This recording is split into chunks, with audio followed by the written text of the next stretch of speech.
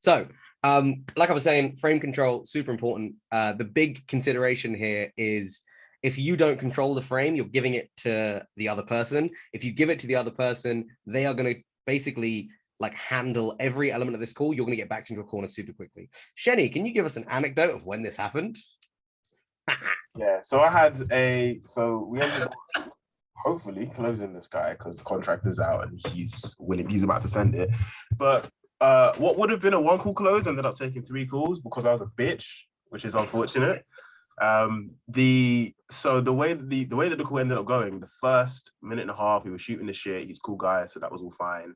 And then there was one thing he said that I remember him saying, something along the lines of, "Yeah, let's get into it, man. Let's I want to move fast and make a decision." And then I immediately went into the pitch. Just no qualifying, none of that. Just went into the pitch, and I realized I was talking for like 3 or 4 minutes, and then I was like, okay, well, let me just finish the pitch and then just like try and gather my feet. But by then I'd already lost the frame.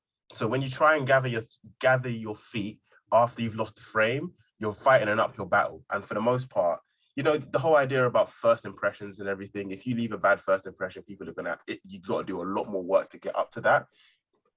Losing the frame is a similar situation. If you act like a bitch in the first 4 or 5 minutes, it doesn't even need to take 4 minutes. Sometimes in the first minute or two, if you're a little bit shaky, if you don't feel competent, if you don't look like you have a good idea of what you're trying to get out of the sales call, you can lose the frame. But when you lose the frame, you're fighting an uphill battle. They're running around with the control and they don't know what the fuck to do with it. So you need to not do what I did. Yeah, exactly that. So basically what we're going to be going over in today's session, and I urge you to stop me at any point if you want stuff clarified. I want to make this interactive because otherwise it's going to kind of turn into me preaching at you, and that's not what I want. What we're going to be going over, let me share my screen so you can actually see this. Yeah, there we go. Share that. Let me know when you can see it. Yeah, we're good. Cool. So basically the goal of today, there you go. We'll have some of that. And then where's the little draggy button thing? There you go. Okay, now I can see all of you. Cool.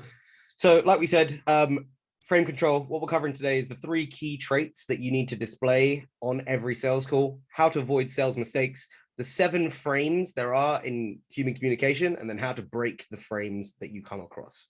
So the 3 key traits. On every sales call that you come across, it is imperative that these are the 3 things that the prospect sees in you, right? And I'm going to go through each of them in order, but the difference makers between being good at sales and great at sales is having 2 or more of these. If you have 1, you're above mediocre. Congratulations, you would probably get a regular sales job and they would kind of be happy with what you're doing. The minute that you have 2 of these, you're now a great salesperson. You're probably the standout one in your company. When you have all 3, you are elite and you are basically unstoppable at that point, right? You will close upwards of 75% of your calls just by virtue of having these 3 traits and nothing else. So, first one, competence. Competence is not about how good you are at sales. Competent, like drill that out of your brain, right? Competence is not about your skills here. It's about how likely the prospect feels that they are going to get to their desired outcome, whatever that may be, through you, okay? So they have to trust you versus anyone else that they deal with, and they have to trust that you will be able to get them to their desired outcome more so than anything else. Competence, weirdly, is kind of akin to confidence here, right?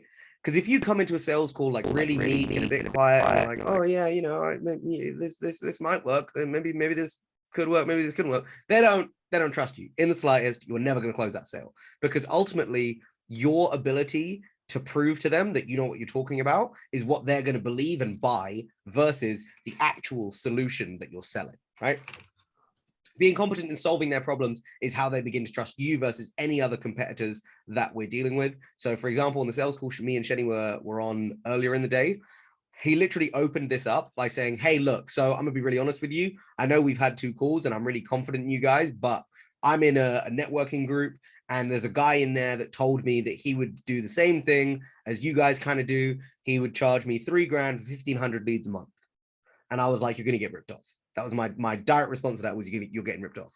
He was like, what? Wait. That's what the prospect said to you? No. So the other competitor that was vying for this prospect business okay, got you. Said to him, I'm going to give you 15 contacts a month and it's going to be 3K. And I was like, he's ripping you off. And he was like, whoa, wait, why? And I explained why. And at the end of it, he was like, fuck, the maths makes sense. Yeah, you're 100% right. In that moment, I proved to him that I was competent and I knew intuitively, not only my own business model, but how the industry itself works, right? And that's the goal there. You prove competence and they're like, oh shit, this guy gets it. Yeah. So this doesn't mean you have to be like big dick, bullshit energy. This is how the world works. I'm telling you because I know, right? Like you don't want to do that. Like you're going to come across as an asshole. No one's going to want to buy from you, right? You need to take, as like all of the sales modules in Kajabi tell you, a consultative approach, right? You're trying to diagnose the issue. You're trying to find out what are the pain points and how you solve them. But tone is the big thing, right? If you're confused when you're doing this, you're fucked. You need to be able to say, oh, it sounds like this is the reason. Am I right in thinking that? And they're like, you know what? You're right. That is the issue. Yeah, I completely agree. If you're like, oh, I don't know, like maybe this could be the issue, that tone and inflection kills your deal because you don't sound like you actually know what you're talking about, right? So if you can show them that you understand the industry that they face and you are someone they believe you can actually solve their problem, that's how you're going to win deals, just through competency. Cool. The next one, my favorite one, outcome independence. Who gives a shit whether they close sales calls? Hands in the air. Nick, Kyle. All right, so basically everyone on the call gives a shit whether they close sales calls. Stop giving a shit. Stop caring. Because you caring about whether you close is the biggest thing hindering you from closing. Because they can sense it. They're like bloodhounds. If they think you need this business, they will make your life hell so that they can get the best deal possible, right? So outcome independence is going to be your biggest consideration when you are on sales calls, because if they can feel that you don't give a fuck whether this closes or not, they're going to try and get your attention. This is a crude example and I don't care, but it works, right? Think about the last time that you were like in a bar trying to chat up some girl, right? When you have her as your only option, she knows she has the power. You have no other choice but to go after this girl with everything you've got, pull out every trick in the book, because if you don't close this deal, you're fucked. But if there are 100 other girls in the venue and it's just you who has the power, you do, right? Doesn't matter if this one doesn't work out because there's 100 more. And that like mindset of abundance is what you have to have in every sales call. So I like to rationalize it kind of like stoically. The chief task in life is simply this: to identify and separate matters so that I can clearly say what are externals not under my control and which have to do with the choices I actually control, right? You cannot control whether the prospect closes. That is impossible. That is their decision to make. But you can control sticking to your sales process, using all of the techniques in good sales, like mirroring and labeling and problem solving, right? All of these things are things you can control. If you're focused on the end outcome, which is I have to close this sale, you are focusing on the wrong things, right? The big thing to keep in your head the whole time is the prospect needs this product or service that I offer more than I need their money. Because I can go elsewhere and get this service. They can't get this service anywhere but me. They have to come to me. They have to buy from me. I am the product or service that is the prize to be won. Yeah. Like I said, when you're too invested in closing the deal, people smell it. You come across as desperate as hell. With that in mind, neediness and like that like never-ending desire to close is 100% going to be the biggest deal killer on every sales call you get on. Tyler, how many closes have you been on where you found yourself being a little bit too needy and you have to like wind yourself back and go, oh, hang on a second? Oh, at the beginning, that was a fuck ton. I've cooled it down now. Like at the beginning, that was a fuck ton. Yeah. Right. So even Tyler, whose literal sole job was closing deals at the start, was needy. And if you can strip that out early, that's how you're going to close the most deals. When a prospect can see you're going to do anything to close this deal, they'll walk away because they feel like you would do anything. You would say anything, you would give them any kind of deal just because you need the cash. And that's where they're going to walk away because they're like, I don't want to do business with this person. Who knows whether they can actually do what they said they're going to do because they're going to say anything to get money in their pocket, right? Also, hands up, who like tries to be really nice on sales calls? Like overly nice. Shenny, I know you do. Kyle, put your hand up. Nico, put his hand up. Nick, I know you don't. Put your fucking hand down. Nah, yeah, no. When you're overly nice on sales calls, like how overly nice are you to like regular people in your real life? You probably aren't overly nice. You're probably like the requisite amount of nice, right? Like you're not going to be like best friends pally with like some guy walking down the street because they'd look at you like you were insane. It's the same concept, right? The minute that you like overstep that natural boundary of like what is socially acceptable in terms of like niceness, you can smell it and it's weird and I don't like it. It kind of makes me go, oh, another salesperson that's trying to sell me their shit. Gross. Stop talking to them like you're asking for favors and start talking to them like you were talking to a friend. And if you can get that in your head, probably more so than anything else in everything I've spoken about outcome independence, if you can change the tone in which you speak to them from like, oh, could you, if it's okay, like, could you do this to like, do this? That is the difference. And if you can get that like mental switch in your head, you will close more deals off the bat.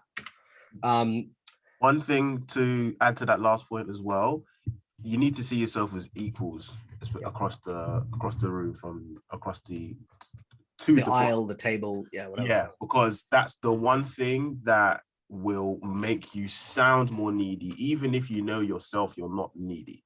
If you do believe that this is something that they are above my league or they aren't on my level, then you default to that.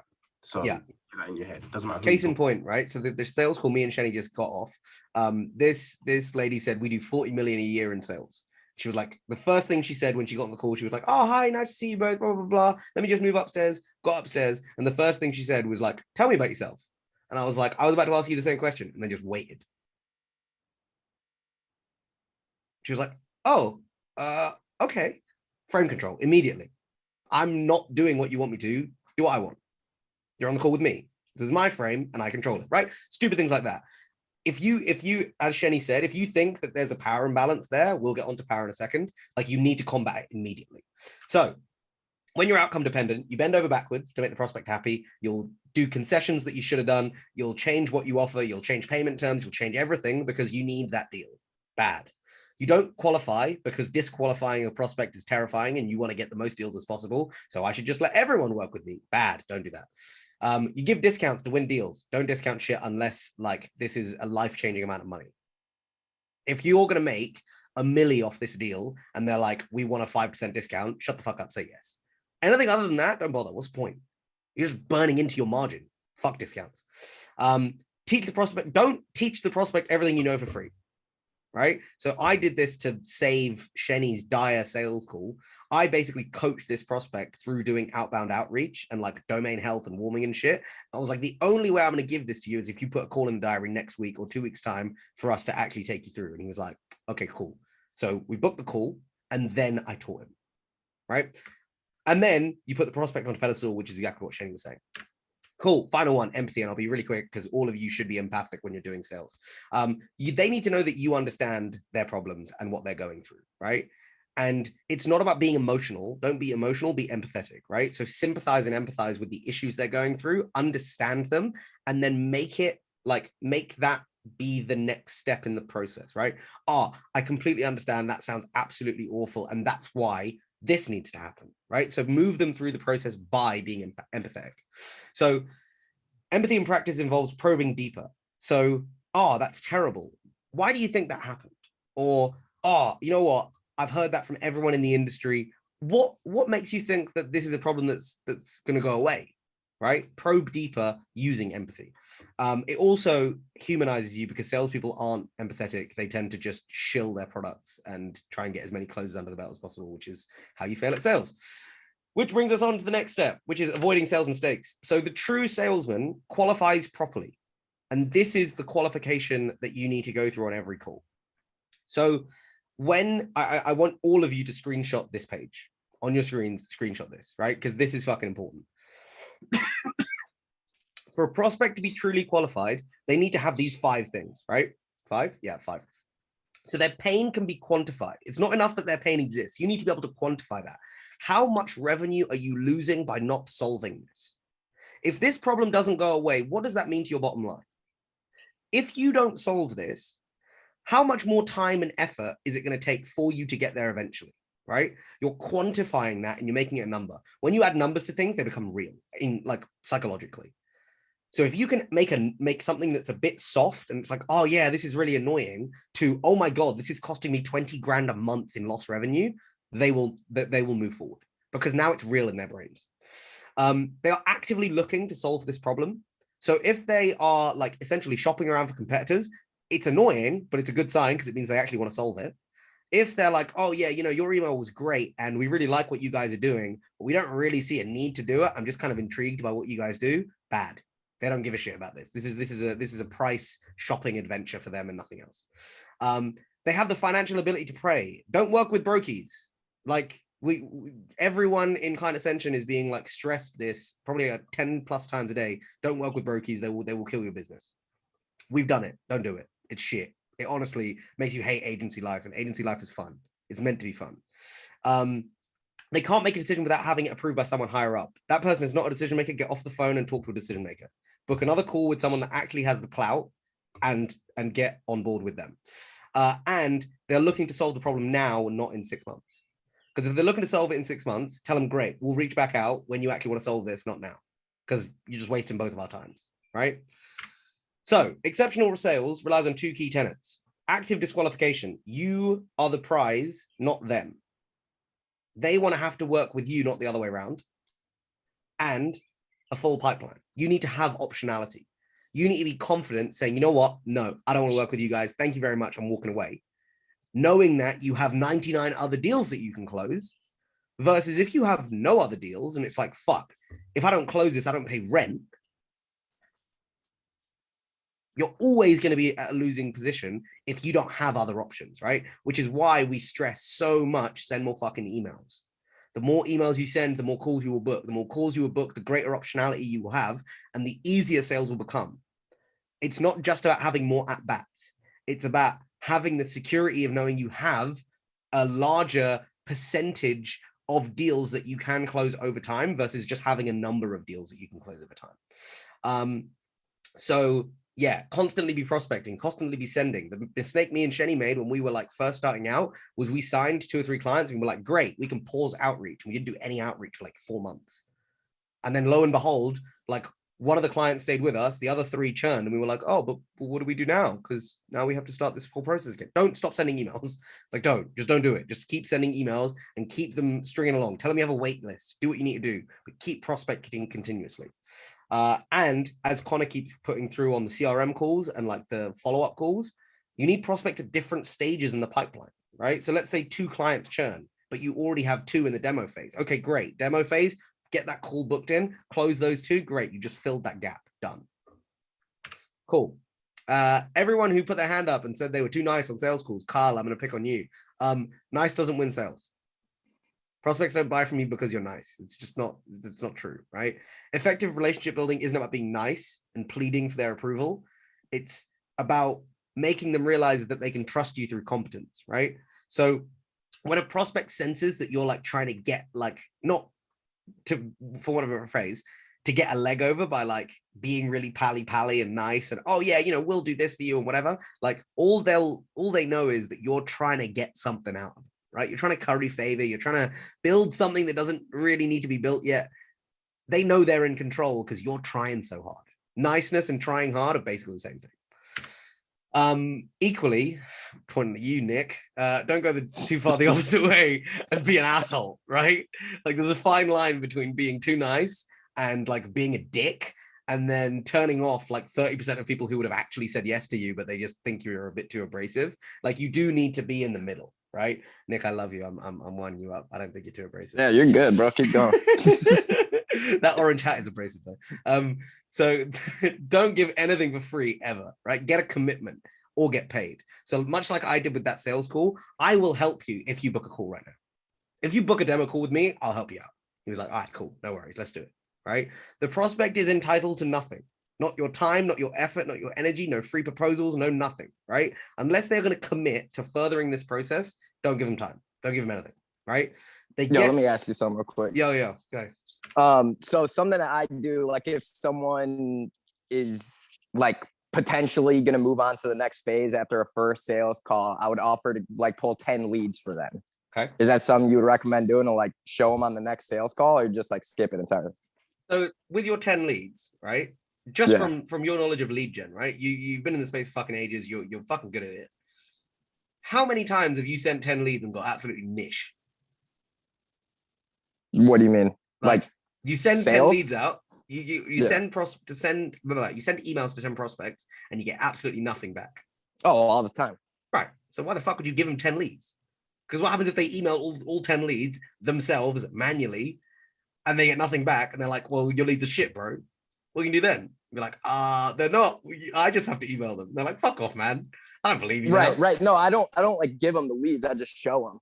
It's like, hey, like, are these potential prospects you would want to like work with or whatever? Gotcha. Okay, fine. That was my mistake or misunderstanding. I don't think that's a bad idea. I think that is you going above and beyond, which is kind of a bit of a frame loss.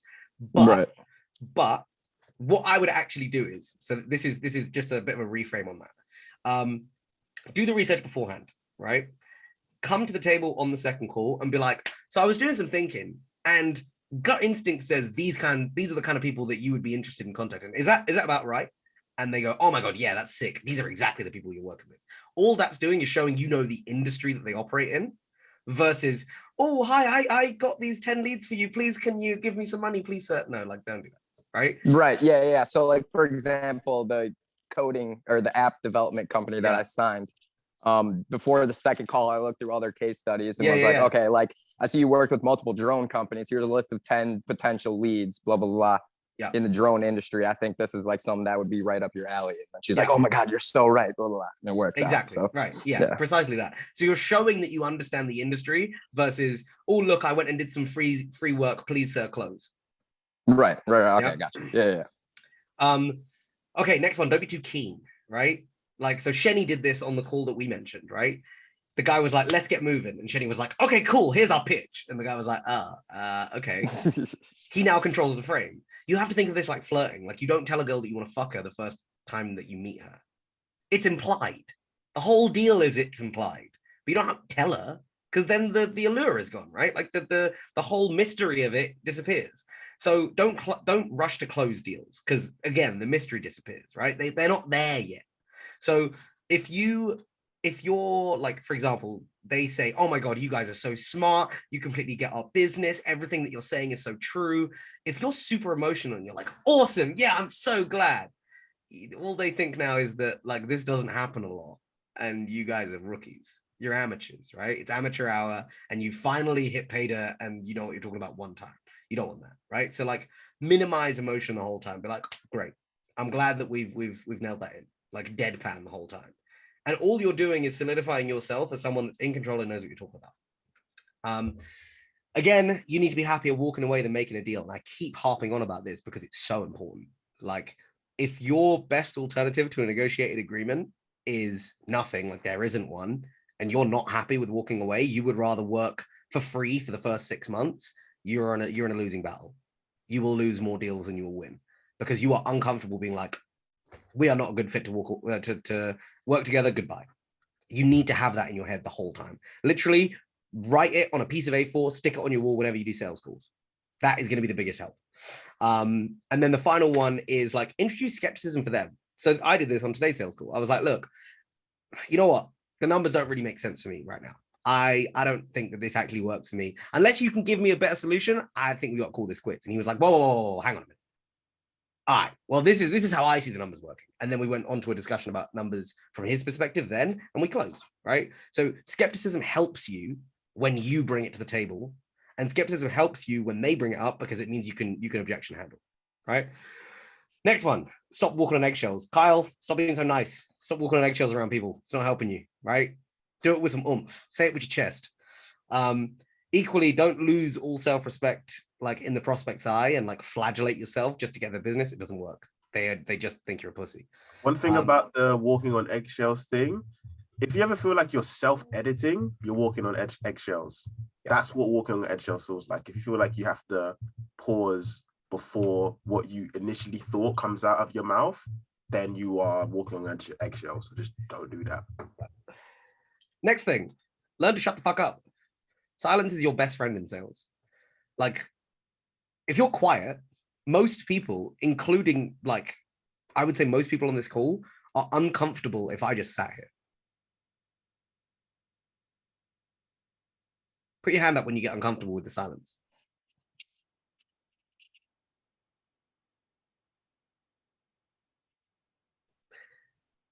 The fact that like one person put their hand up and they're like, oh, I'm uncomfortable. Kyle, well done you for being honest. The rest of you, I saw it in your faces how uncomfortable you went, oh God, why isn't he talking anymore? Right?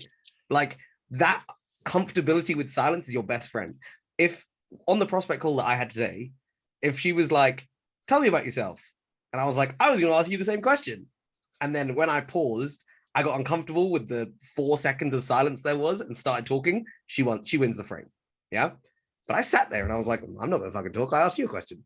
And she got uncomfortable with the silence and she talked, right? Silence is your friend. After you give prices, shut the fuck up. Learn to shut the fuck up. It's your best friend in sales. If you aren't filling the silence, prospect will. Increasing tension benefits you and it increases insecurity in the prospect, which makes them feel like they need to justify themselves. If you talk too much, you can buy back the sale. That's 100% true. You will buy back something that you've successfully sold because you ran your mouth. They don't need any more selling, right? Just be quiet and you will win more sales. Don't make guesses, like making random assumptions like, oh, I think you probably close at like a 25% rate. No, we close at a 60% rate. You're a fucking idiot. You lose all credibility immediately, especially if you're wrong. If you're right, you might get away with it. But how many times are you right when you make random assumptions? Pretty few and far between. Always clarify what a prospect means. Like, what is that? Can you explain that to me? Playing dumb in a sales process is not a bad thing, right? Be smart about the industry, be dumb about them is my rule, and it works.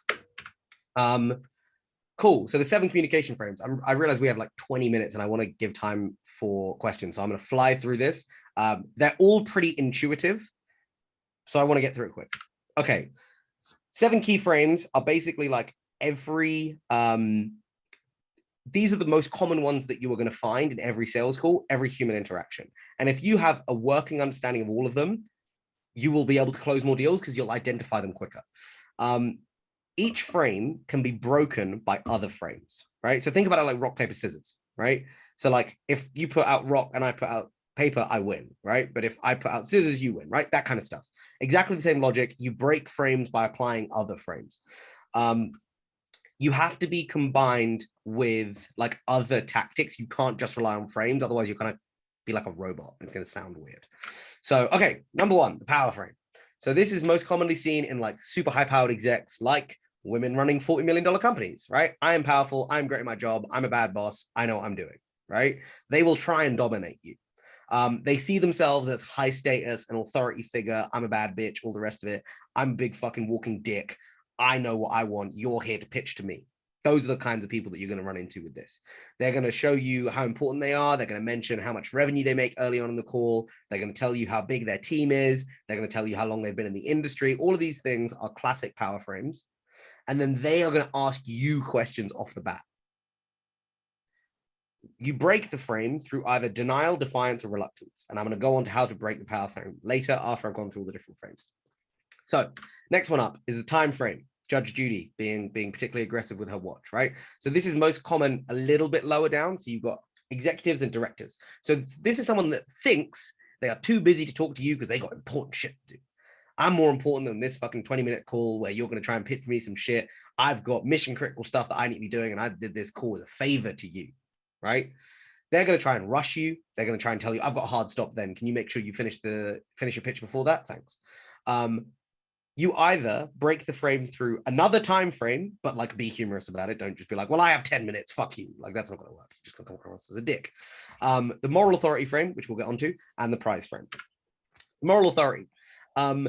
This is mostly seen in super emotional people, right? So someone, let's say you've pitched a product and you're like, hey, our services cost 5K. And they're like, 5K, that's insane. Like, I would never be able to charge my clients 5K. Like, I don't understand how you can do it. Like, you're probably making like a 70% markup on that. I just don't know how you think you can get away with that. Like, that's absurd, right? That's a moral authority frame. Or you promised that you would do an audit for us and now you're not going to do it because you think that you can just go away and do it. Like, I want to see the audit before I go anywhere else. Like, moral authority frame again and again. They're going to bend you to their will because in their mind, they are right. That's what you're watching out for, right? It's the holier than thou attitude. Like, oh my God, no. We can't do it this way because I'm right and we have to do it the other way, right? They see themselves as like essentially ethically pure. They're doing the right thing by behaving or asking for what they want. And they see themselves as an authority figure. And you break the frame through narrative, backed by a higher authority, or reverse moral authority frame. This one's a little bit complex. We'll get onto it. The analyst frame. This is Shenny to a T. This is a couple of other clients that we have to a T. They want to know the process or the facts and figures or the numbers or how does this work? Okay, what about this tiny element that no one really should give a shit about? Tell me about your open rates. Tell me about how many leads you get. Do you qualify your leads? Is there lead scoring? All of these kind of like itty bitty things that aren't focused on the big picture. Analyst frame 100 times out of 100. They will pick at specific elements. They will bog you down in minutia, like, oh, but what sending platform are you using? Are you making sure that each one has a custom tracking? All this other shit, right? That doesn't really fucking matter, bro. Like, if you get the leads and you close them, that's what you care about. Whether I do that by knocking on people's doors in your neighborhood or whether I do it through cold email is redundant to you, right? Like, you just want more business. So they see themselves as highly rational, more intelligent than you. They're really on the ball. They might have done some digging into you and your process, and they'll ask you some questions about it that don't really need to be answered, but they'll do it anyway. You break this through the moral authority frame, the intrigue frame, and the narrative frame. Two more. The prize frame. You are the prize. Say it to yourself. You are the prize to be won. That's what they care about. They fundamentally care, not about like you winning their business, but them winning you. That is what you need to keep in your head. You are the prize to be won. Everything that the prospect says or does is just a ploy to win you over, right? They will do and say anything to make you work with them, but you are going to disqualify them because you only work with killers. You break the phrase through making your offer hyper selective. We only take on one client a month. Our clients have to go through a rigorous testing process of 3 months before we take them on for longer periods, etc., etc. And you never give anything away for free. Final one, commodity frame. We get emails from people like you every day. I got on this call because I thought you were interesting, or whatever variant of that you want to hear, right? I'm sure, Nick, you probably get that a lot on sales calls.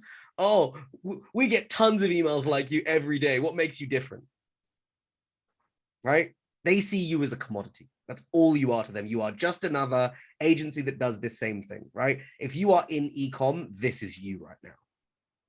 You are a commodity amongst every other e-com agency that exists because everyone is pitching e-com. They see themselves as knowledgeable about the industry you operate in, right? So this is most often combined with the power frame. So they think they're great and they think you're shit. They will try to minimize positive differences between you and competitors. Oh, you're all the same, right? Or they'll be like, oh, you don't do anything actually that complex. I reckon we could probably do it. Why don't we do it for like a month? We'll try it out and then we'll just replicate what you guys do and we'll do it from there, right? You break the frame through a commodity frame or an intrigue frame. And the final one, intrigue frame. So this is, you want to be someone who can speak about the intricacies of their business. And I realize I'm flying through this, right? So please stop me at any point if you're like, what the fuck is happening? Probably watch this back just because of the speed I'm going at. I'm here to answer questions about it at the end. They being you, like I was saying to Nick, right? If Nick can get on that call, or rather Nick did get on that call with the what do they do? App development? Yeah. Yeah. If he can get on the call with the app developers and be like, I saw you did some work with drones. Would companies like A, B, C, D, E, F, G be good prospects for you? And they're like, oh my God, yeah, they would. That's amazing. You know their industry. And that's the goal of that, right?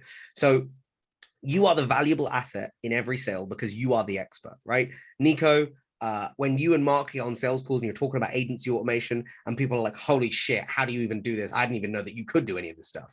You are the expert, they aren't, right? So you can use the intrigue frame very easily by like, have you thought about doing something like this? And they go, wait, what?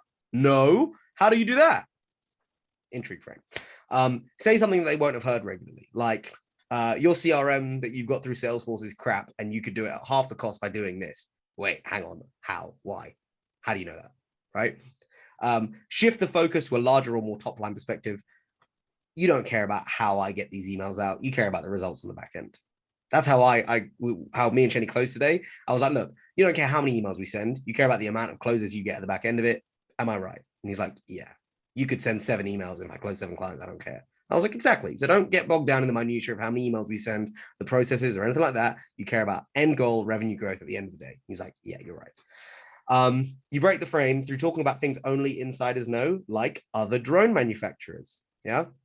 Talking about the changing industry landscape. Oh, well, I know that app development is kind of going through a big rigmarole right now with no code and everything else. Are you seeing that people are kind of a bit hesitant to go near app development because they think they can do it themselves? Be the expert and make them question their own existing beliefs and heuristics. Whew, fucking hell, that was a lot. All right. Questions from that. I realized it was an onslaught, and if you want me to flick back, I can. I'm conscious of time and I want to leave time for questions. Anything you want me to go over, or any questions you have currently? Yeah, so I do have one. Yeah. Regarding the woman that told you, okay, so who you are, and then you were like, no, you tell me who are you. So how do you do that without triggering their ego? I don't want to give an answer because I was the one that did it. Shenny, you watched it. Explain the interaction. So she was walking up the stairs with her laptop, basically getting into a seat, showing off her house kind of inadvertently as well. Made a comment on the house. And then when she sat down, she was like, okay, tell me about you guys. And then David was like, I was about to ask you the same question. And then there was the pause. Because of the tone and the fact that there was a pause, you don't offend. Yeah. It's more so tone control than anything else, because that could have gone left if he had been defiant in his tone, or if he'd been aggressive in his tone at all. But the silence is where the strength comes from. So that's how you kind of do that while staying strong, but you keep the reply warm with your tone. So I basically laughed as I said it. I was like, I was about to ask you the same question, and then just paused. Yeah, I was about to ask, was there any humor involved? Just knowing you. Exactly that. It was like, I was about to ask you the same question, and then I just didn't speak, and she felt compelled to answer. You have to say it with a smile. That's what it is. Anything else? Anyone else? I have like a similar question to that, because I actually had it vice versa. So I mean, I think the frame was set wrong from my side, because I just introduce like what we do, and then like tell them, hey, now tell me what you do. What I tried is like making them first speak in the beginning. So hey, maybe just introduce yourself quickly and just confirm like what I saw on your website. This is what you do, so I can give you like a better overview of how we can help you. Mm-hmm. And I had like 2 times that they said like, no, you like introduce yourself first, you wrote me the email. So, and it was like, yeah, sure, also fine, but it kind of broke the frame. It wasn't pretty good, but like, I think I managed it 2 times to get it back, because then they talked a lot after I introduced what we do. But do you have like another way, like when it's like the opposite, you know what I mean? Yeah, absolutely. So I immediately know exactly why they're like, no, fucker, you tell me what you do. Because the way you pitched that was, I've looked at your website. I've looked at your website and I found these things. Can you confirm them? Right? No, they are winning your business, not the other way around. You are not winning theirs. You've done no work. You, for the best part of it, don't know who the fuck they are. So they need to tell you, right? So it's like, hey, so just before we kind of like kick off into the main part, it'd be great to find out a bit more about you, what you guys are doing, how you guys are kind of like growing, that kind of stuff, just so I have a really clear understanding. That's it.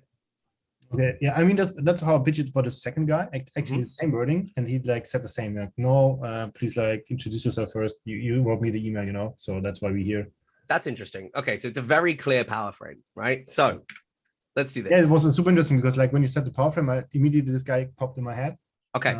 So yeah. So you have 3 options here, right? So denial. So tell me what you do. No. Unless I find out more about you, what I do is redundant. Deadpan. Stone cold face. If he gets off the call, fine, fuck him. Okay. Yep. Second one, defiance. Look, even if I told you what we do, I don't know if you're a good fit to work with me. So why don't we save that? And if I think we're a good fit, I'll tell you everything you want to know about me. Yeah. Final one, reluctance. Look, even if it seems like you want to work with me, I don't know if we could look if we'd be a good fit to work together. So maybe it's best that we don't bother wasting each other's times and we'll go our separate ways here and now. So you really would be like and also like a bitch in that. Yep. Okay. Exactly that. Right? Like you're winning my business. Don't fuck with me. Okay. Yeah. Right. Like, and it's so weird because it's like, wait, why am I doing this? I'm trying to get the business, but you're not. They're trying to get yours. And the minute that you crush a power frame off the bat, Shenny will tell you, this woman went from being like, oh, look at my big fucking house. Look at how amazing my business is to, oh my God, I'm so excited to like have another conversation with you guys, right? Because now we're on even playing fields. Otherwise, they would have nickel and dimed us for the lowest possible fees. They would have been like, you know what? I think you guys are actually a bit too small to work with us. So we're going to walk away, and we would have lost the deal. We wouldn't have even got a continuation.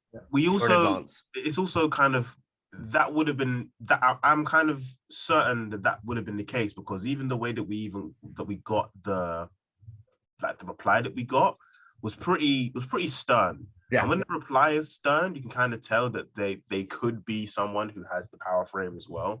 Yeah. So you kind of have to their reply to us. So we sent our like PPA appointment, paper appointment model, blah blah blah. And they were like, we'll only work with you if you do a revenue share. We'll give you 20%. And I was like, it sounds like you'd be a better fit for our other offer. Let's get on a call. She was like, okay. Literally just 2 words, right? You will find with power frame people, they will use abbreviations because they're too busy to reply to you. Really common. Anyone that says thanks, NMV, never mind, PLS, please. They are like senior people that think they own the world. They don't, vowels are a fucking myth to them, right? That's all it is. It's power frame. That's how I would combat that, Nico. I mean, I see, like, because you said it, like, also for the emails, I see this a lot for the agency owners, because I think they want to, like, it was actually what you wrote, like, no better than you, or no, actually already what you do, get pitched 100 times. For those guys, like, writing, do you, like, even bother than, like, following up an email and, like, maybe just write, as you said, like, writing one sentence, maybe, like, yeah, or do you have, like, a one persuading trick to get them on a call at least? Or would you not when they kind of give you bullshit answers, or they're like, okay. I mean, like, I mean, like, if they're obviously bullshit, like, I don't want to work with any dickhead, obviously, but if they're like kind of, on the edge, like, especially in the German market, I had it a lot of times where they say, we get pitched a lot of times for these offers and we're fine, we have like an agency. So that's kind of very multifaceted, right? So there are more problems associated with that than there are solutions, right? So if they have an existing provider, then you're trying to beat out an incumbent. That's quite tough. Yeah. I would probably respond with something like, okay, great. Why don't I reach back out in 6 months and we'll see how happy you are with them. Yeah, that's a good one. And then right? Contact them. Yeah. Because then you're still in control. You're still the one being like, hey, I'll come back and see if they suck. And if they do, let's have a call. If they're like, oh no, can you send more info? My coined response, which I put in someone's chat or maybe in the sales chat, I don't know. It's like, look, our pricing is super dynamic. It depends client to client. I don't know if I throw a number at you over email, it might make sense to you, but it wouldn't make sense to any of our other clients. Equally, what might make sense for one of our current clients might not make sense for you. Even if the numbers match up, we might not be a good fit to work together. The easiest way to solve this is a 15-minute chat. When works best for you, Thursday this week, Friday next week, whatever, right? Just do that. And that basically is like our catch-all, send me more info. Yeah, what's the pricing, whatever. Yeah, exactly. Anything related to information is book a call. We'll find out whether I want to work with you, and then we'll find out. And then sometimes people will use the power frame as a reply to that. Yeah. And I think Andre even said, yeah, that would be great to talk about on a call. That is like the reply. So sometimes they'll say, what's the price? And then Dave will give the response. And then they'll say something along the lines of, I need a number. I need a number, or I need a range. The way to handle that would literally be the denial frame or the defiance frame. They're like, great. I'll make sure I have that for our call. Please book using this link. If you lose them, you lose them. If they don't, they book. Fantastic. You just gained something that was basically inconceivable beforehand. Cool. Thanks. All right, next one. The time frame, right? So if this is what I was going to say with humor, right? So if they're like, I only have 15 minutes, be like, oh, that's good. I've only got 12. Be a dick about it. And they're going to be like, oh, shit. Okay, fine. Maybe I shouldn't be a complete prick about this. Next one, the moral authority frame, right? You're asking too many questions. Just tell me what you guys do. Yeah. Be like, look, I appreciate that you want to get onto this, but like my job here is to make sure that you're qualified to work with us. And if I don't do that, then I don't know if we're going to be able to get you the results that you need. So if you're uncomfortable with that and you don't want to go through the process, that's absolutely fine. And we can end this call now if you're uncomfortable with it, but I'd rather we go through the short amount of questions that I have. Is that okay? Done. The final one. I have a super, just a quick, because I had this on it's a video from Hormozy today on TikTok. It was actually also for the time frame. And he said like, one of the best hashtags he used, like that you basically take what they said. For example, like, I don't have like 15 minutes or so. Yeah. And then you just like say, hey, if you don't have 15 minutes, it's even more important for you to hop on a call. Yeah. And I think I converted 2 people to our call just because they wrote in the email, I don't have time, whatever. And I said, but just being cocky, and it worked. And he's using it also if they said, I have to talk to my spouse. And then I say, if you have to talk to your spouse, man, it will be the rest of your life, you have to ask her. Yeah. To be cocky. And he said it's for him, it's working. Legit, honestly. Like, stop being so fucking nice and you'll close more deals. Like, being a pussy is 100% guaranteed the reason that you aren't closing as many deals as you could be. Tyler's creasing because he knows he's right. All right, cool. So then the final one is a prize frame, right? So if they try and give you the, I've only got 15 minutes, respond with, okay, cool. Let's save us both some time. Bang, bang, bang, qualification questions. Don't shed any lost love for the fact that they're trying to rush you. Be like, okay, great. I just need to make sure that we're qualified to work together. Bang, bang, bang, bang, bang. If you get all the answers you need, be like, okay, great. I'm going to give you back 5-10 minutes of your time. I think that we are a fit to work together. Let's schedule another call when we have a little bit more time to discuss, because I don't want to cut this one super short. Done. Questions? Yeah, I really like the prize frame. I pretty much start all my sales calls. Be like, hey, like, we only schedule 30 minutes. I want to make the best use of your time. So I'm going to ask you some questions and dive right in if that's okay with you. And then they always say yes. And it's like, 100%. You're good to go. Cool. Moral authority frame. This one's kind of tricky. So the moral authority frame basically says that they are a more ethical person than you for whatever given reason that they have, right? So if they say to you, like, we're an organization that really cares. So for example, the lady that we were on a call today with, she was like, we aren't really concerned with how much growth that we have over any given period, because our biggest commitment is to our customers and our employees. And we want to make sure that we're growing at a rate that keeps them both happy. And I was like, so I think that's great. We're actually exactly in the same vein. That's why we only take on 1 client a month, because we want to make sure that we give you all of the attention that you need to actually grow effectively. And it's working because blank, blank, blank, blank, blank case study. Yeah. So the minute that you can say, here's a story about why you should believe me, people will believe it because people believe stories, right? It's literally hard coded into like our genetic code over the last 3,000 years has been storytelling. Right? Everything from human history to beliefs to culture has been handed down through stories. And that's why we're so receptive to them. The next one is backed by a higher authority, right? So this came up a couple of months ago when the Google algorithm change came in. And one of our clients was like, why are meetings booked down this month? And we were like,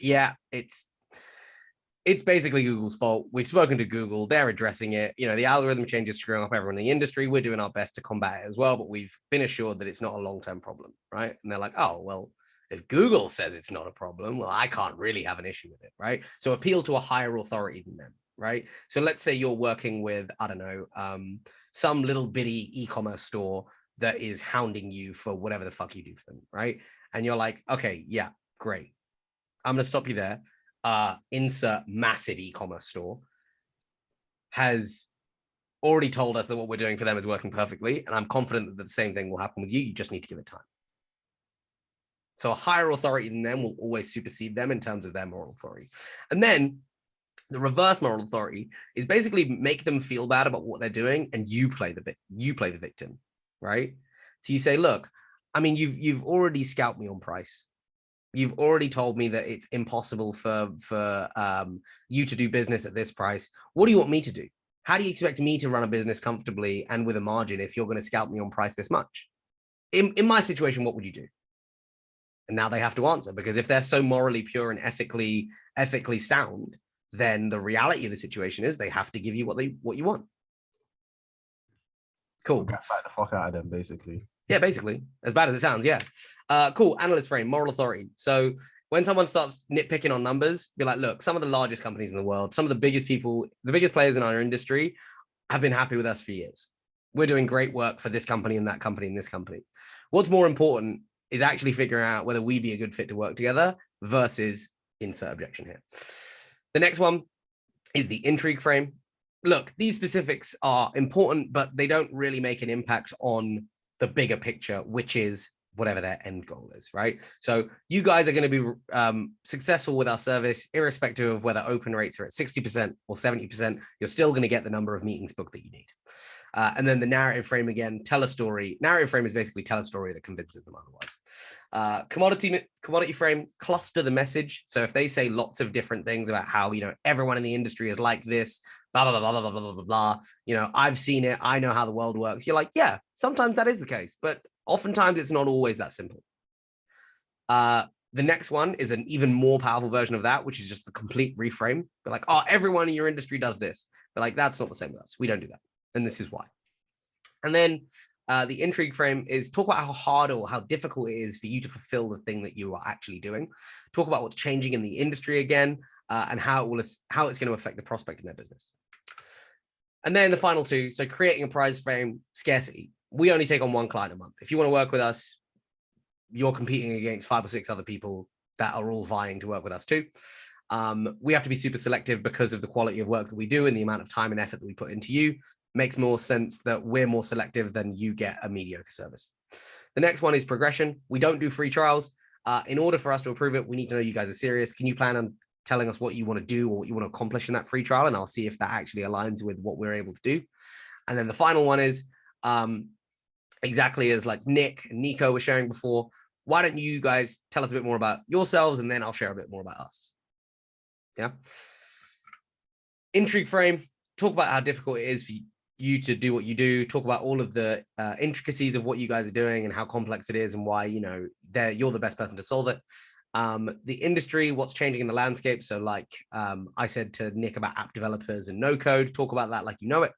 And then finally, insider info. So talk about stuff that let's say you're KnowledgeX and you have basically the entire good email marketing side of e-commerce as clients, and you want to sign a new massive new email marketing client. You can speak to their pain points because you know their pain points because you are working with them, right? Respect people's privacy. Don't be a dick. Don't go, divulging trade secrets. But because you know so much about the industry, you're in a great place to actually influence how they think. And then stacking frames and stuff is going to go on for a while. So basically, the long and short of this is you're never going to see one frame in isolation. You're going to see lots of frames stacked together into one big long thing. Get a piece of paper out. And as they're talking, make note of which frames they use. So it'll look something like this. This sounds good. You're basically doing the same thing as your competitors. That's a commodity frame. We've worked with businesses like yours in the past, and it's never worked how we want to. CPC is too high. The leads aren't ever as high quality as we need. Qualification parameters are always opaque. We need to know where you're building your lead list from. We don't want to be contacting the same leads as everyone else. Very obvious analyst frame. The fact that you're saying it's going to take 2 weeks to get started because you need to do email warming is kind of weird because your competitors said that they can start this week. But okay, I guess if that's what you need to do, moral authority, right? I know better than you. I'm holier than thou. I don't know. I don't understand why you're doing it like this. And then finally, anyway, just send over a proposal. We'll decide whether we want to get back to you on it, right? Those frames came stacked. They were not in like isolation. They weren't monoliths. They didn't say, this sounds good, but you're basically doing the same thing as your competitors and then waited for you to respond. They're stacked together. So see if you can note them down as they come out. And then you break it by doing the exact same thing. You stack your frames too. So, George, this reminds me of a sales call we had last week with a 9-figure company. I can't tell you who, but if I said the name, you'd know it, right? Intrigue frame. Who is the 9-figure company? Wow, you're interviewing with 9-figure companies. We're only a 7-figure company, right? Anyway, these guys are being pitched left and right. They have already said that we don't do anything that's available on the market right now. We are in a class of our own. Break the commodity frame. The fact is, the industry you're becoming, talk about what their industry is, the specialties that you know about it, so narrative and intrigue. What you actually need is a better sales process and customer experience, not more leads. Oh, why do you say that? That's interesting. I've not heard that before. Everyone else has been pitching me leads. If I were to throw if I were you, I would choose a company that's reliable. a company that doesn't just throw leads at you and isn't invested in the overall success, a partner, right? Oh, what does a partnership look like? That's interesting. Everyone else just throws leads at me. And then if we move forward today, I can make sure that the onboarding gets started today. I'll make sure that your sales team gets time calls booked in the diary, blah, blah, blah, blah, blah, et cetera, et cetera, et cetera, right? There's the moral authority for every game. Cool. That is everything. This was an onslaught. Thank you for staying with me. I can see that some of you are definitely doing other work at the same time. So first of all, fuck you. But second of all, I appreciate that that was incredible. Like, that was an incredible amount of information all at once. Any questions, anything you want me to go over, any kind of real life situations that you want to ideate or brainstorm on? Yeah, I actually got one that I was thinking about. Mhm. So like, if it's like for disqualifying, I'm very uncomfortable disqualifying someone on a call. I will Why? admit that. Why? Because I'm afraid of the rejection that I'll get, or they'll be like, what the fuck? Like, you're disqualifying me already? Like, that's just how I feel about it. But like, how Dig one layer down. Dig one layer down before you go into it. Dig one layer down. Why are you uncomfortable with rejection? Probably because I need the money to keep like pumping operations and stuff. Too needy to the money mostly, not just the outcome. Okay. So this is literally like a financial reason that you need to close the sale, right? Right. And it's mainly psychological. It's not truly financial, but like the financial plays into it. Okay. Now, if you had 7 other sales calls that day, would you feel the same way? No, hell no. I Right. probably wouldn't care as much. Exactly. So that's why I stressed earlier the impact of a full pipeline. Because if you're if you're flush with calls and you're like, I kind of don't want to work with this guy. This guy's a dick. So me and Shenny have a dickhead clause. Like, basically, it's a dickhead test on the call, right? If you're a dickhead, I will just not work with you. You could be the best prospect on the planet. But if you're a dickhead, I won't work with you just on principle, right? We've turned away what a client that easily could have made us like 10, 15K a month. Easily. Like, not even joking. By a margin, 15, 20K a month. And we were like, no, you're a dick. Like, you're actually a douche. I don't want to speak to you on a regular basis. Huh? The e-com store owner guy. Yeah, that guy sucked. Right? But I don't want to work with you for your dick. Right? And that only comes from when you know that you can close deals down the line and you're not focused on like, oh my God, like I have to close this one because otherwise I'm not going to eat. Right? So full pipeline, #1 priority. Sorry, continue. No worries. That's good reminders for myself anyways. It's more like when you know, like I was on a call with the guy, he was a dick. And like I knew right away, it wasn't just that, he was like super unqualified. Yep. Like 5 minutes in, he was he had like no money, none. He was just like, oh, I'm kind of interested. So I was like, nah. So I got the feeling, but like I kept going on with the call for the reasons you're saying. It was horrible. I hated myself the entire time. But like, how do I break in with like you're disqualified? Like, how would I even approach that to start? Kyle, I'm going to stop you right there. From everything that you said over the last couple of minutes, it doesn't sound like we'd be a good fit to work together. And I know that sounds a bit weird because I emailed you, but I didn't know all of the things that you told me up until now. But now hearing those things, I don't think that you're going to get the best results out of our service. And I don't think we're going to be able to give you the best service that we could. So I'm going to end the call here. I hope you have a wonderful day and you enjoy the rest of your week. Deuces. And then bop. That's it. Okay. It's again, you are the prize. You do not need to make them feel any type of way, right? You are essentially telling a girl no because you're ugly. There's no nice way of doing that ever. So just do it. Rip the Band-Aid off. All right. Go for it. Yep. I wanted to pop in here real quick. So when you're telling them, okay, so we're not a fit buy, do you wait for any response or do you just simply close the call? I mean, like, in the interest of politeness, like, don't just be like, yeah, we're not a fit, bye, bop. Like, don't actually do that. Like, that makes you a dick, right? But like, if they have something that they haven't said before that then instantly qualifies them, and they're like, oh, actually, I know I kind of said the business doesn't make money, but I'm a billionaire from crypto. If the sole issue was they don't have the money to pay for it, well, now they have the money to pay for it. And you're like, okay, well, my biggest issue was I didn't think you could afford the service. But if you can, then we can continue this conversation. But only if there aren't going to be any other red herrings that pop out of the woodwork right at the last second. Again, you're the prize. Because they could just be saying that. Remember, The prospect is going to say anything to win you over.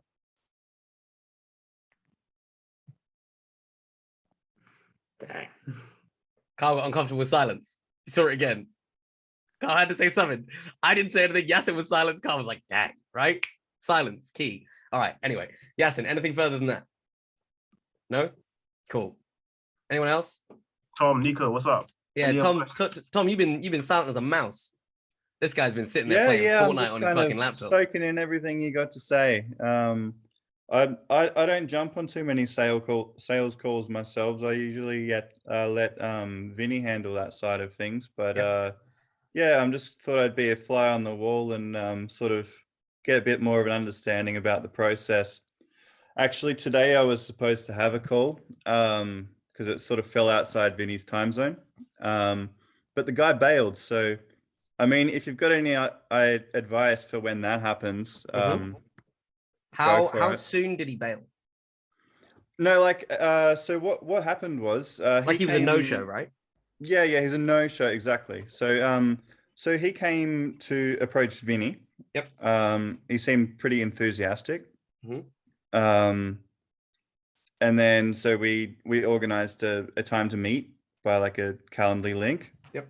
And then he didn't turn up. 10 minutes later, I just said, looks like you're busy or something like that. And then said, if you want, we can call again sometime later in the week. And then I just left it at that. What's your standard you'd go to for if that happens? So I did this last week. So it was a referral that Tyler set up for me. Faizan set up for me.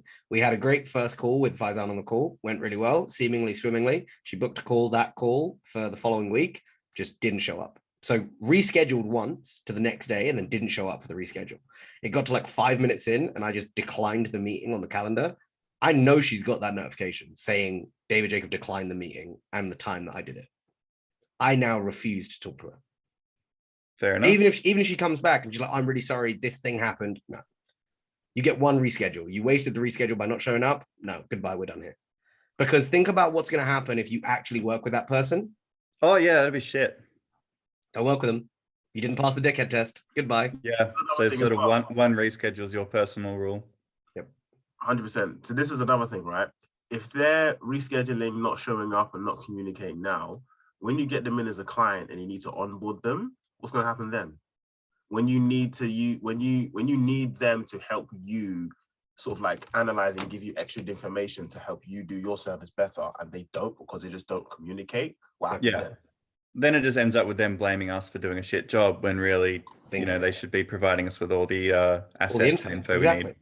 So we have this problem right now with a current client, right? They're a phenomenal client, right? They are massive. They do a shit ton of revenue. They sign big fucking dick clients. This guy was amazing off the bat. We got on a call on the same day we talked. We closed on the same day we talked. He signed the contract the next day. It was perfect. For the first 3 weeks, fantastic. Communication off the charts, everything swimming, brilliant all round. And then randomly disappears. Just no contact. We slacked him, maybe 7 or 8 times in a row, no response. Emailed him, Shenny emailed him, I emailed him. I'm ready to actually show up at his house. You can't get in contact with him. We have 7 or 8 deals in the pipeline that are ready to go through, and we can't because he's not talking to us. We sent him leads, and we don't even know how they went. We sent him. We had his calendar link, gave them the calendar link, got the notification saying that they booked, and then time goes. What happened to the call? Yeah, no contact at all. Right? Anyone that has piss poor communication, do not work with them. And even if they have great communication and then it randomly goes to piss poor, bin them off. Mm-hmm. Not worth your time. Yeah, fair enough. And then your big thing about no-shows. So, for example, how much do you think that client could potentially be worth from the conversation that they had with Vinny? Are they whale sized, or are they they're not whale sized. They're spending sort of between 20 and 50K a month on Facebook ads. Okay. So big enough that we can work with them, but not huge. It's not going to add an extra zero to your bottom line. Yeah, exactly. Right. Bin them off. You don't need them. Fair enough. Are the prize. You are the prize. they should come back begging with their tail between their legs saying, oh my God, I'm sorry, my foot fell off and that's the reason I didn't get on the call. And even then, make a judgment call on whether you want to work with them, not the other way around. Yeah, that's fair. Sick. Appreciate the advice. Anyone else? Nico's racking his brain. Look at him. He's like, what else can I ask? I was thinking of something else besides the guy, like the different frames, but actually I think we'd already talked about everything from my side. The one thing that I'll say, and I haven't watched any of your sales calls, Nico, I've only watched Mark's. Basically what I was gonna say is your tone when you're talking to me, I don't know how you are when you talk on sales calls, is you, like most Germans I know, speak at like 1,000,000 miles an hour. Yeah, It's like, take your foot right the fuck off the accelerator pedal, bro. No, I think that's like also, I think when we talk in English, like especially Mark and I think we talk a lot and fast. But for German, I think it's a bit different. And like I made a lot of calls in German now, and I think, I mean, it's also because of the offer. You know, I think I had like 3 calls because like normally I don't do these calls, and Mark does them, especially like the pre-qualification. And I think I had like 3 calls yesterday, and and I think we closed. I think I closed all of them. So when the offer is good, you know, it works. But yeah, I think the qualification is just important. I mean, it was also like follow-ups from a lot of time. So yeah, I was just thinking of like a question that I have, but besides the frame stuff.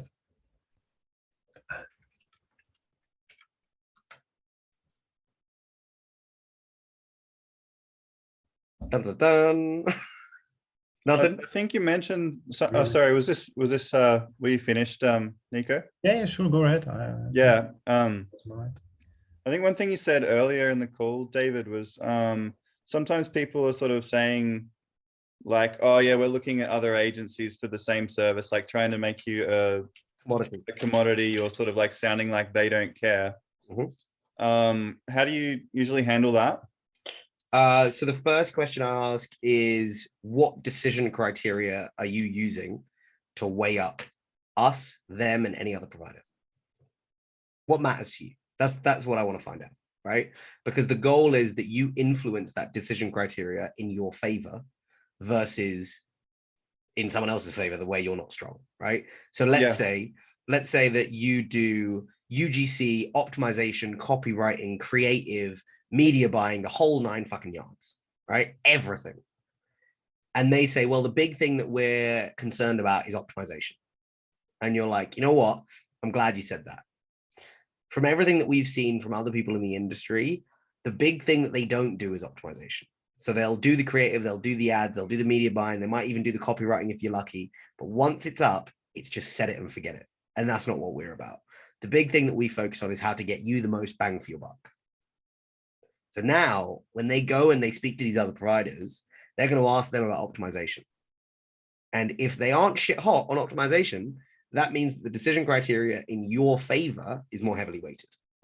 Yeah, that makes total sense. Because like if they really think that you're a commodity, they would just pick the first one, right? Exactly. Cool. So whenever you find out that you're in the running against someone else, your goal is to influence decision criteria. The first is find out what those decision criteria are. The second is, how do I influence them? So what I am strong at, I can put in the best possible light. And what are the things that I am weak at, I can minimize. So let's say you don't do UGC. And they go, you know what? UGC is the most important thing to us. We want all of our stuff to look really homemade. And you're like, you know what? I completely understand it. With the way that the market's going, with TikTok and everything else, UGC is super important for your industry or for ads as a whole. But from everything I know about insert industry here, highly produced, really functional ads do really well for these reasons. So it's kind of like you move the goalposts a bit. It's like you accept the fact that UGC is important, but have you thought about this? Yeah. From what I understand, this is also relevant. Is that fair? And they're like, you know what? We've only really started experimenting with UGC recently, and like the high performing ads that we have are kind of traditional. You're like, there you go.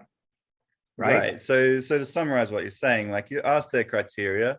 Mhm. If it fits in your favor, you roll with it and you Double down. hammer down on that. But if it doesn't like suit you perfectly, you just give them a new decision, like new decision criteria. Like you introduce a new reason they'd want you. Yeah, exactly that. Makes total But sense. remember, this can't be like pushy, like, oh, but we're really good at this, so have you thought about that? Because then it's like, well, no, fuck off. I already said that that's not important, right? It's like, yeah, I think that having a team of copywriters in-house that, you know, we use for everyone is really important. But what we've found best works is if you guys are writing really effective copy, which it's clearly you are, you're already growing, you know, sales are up, blah, blah, blah, blah, blah. It's best to keep that brand voice. And we don't want to change that or have to go through a learning curve where we fuck it up or anything like that. We actually much prefer leaving the copywriting in your hands because then it's safe and you keep the same brand voice as before. So it's all a big like Mississippi shuffle, like, oh, you want over here? Maybe we go over here instead, right? And the minute that you can do that effectively, there's basically nothing on a decision criteria list that you can't influence. Yeah, makes total sense. Sweet. Shani, do we have a call at 7:30? We do, don't we? No, it's 8:30. Huh? We have 8:30. Do we have a call at 7? I don't think we had a call at 7. We had a call with Dylan at 7. He was here. Dylan was here, so he knew. Anyway, we're gonna bounce. If you need any help with frame control, I'm gonna upload this onto Kajabi. I'll also put up the slide deck, so you got it up there too. Hit me up in the DMs if you got any questions you want me to ask. If you want like random sales call questions, let me know. Cool. I hope that was valuable, guys. Thank you for staying on for substantially longer than we were meant to. I hope this has actually been helpful. Yeah, just throw any feedback you've got from the call in the sales chat, and then we can talk about it. Thanks, guys. Appreciate it. Peace.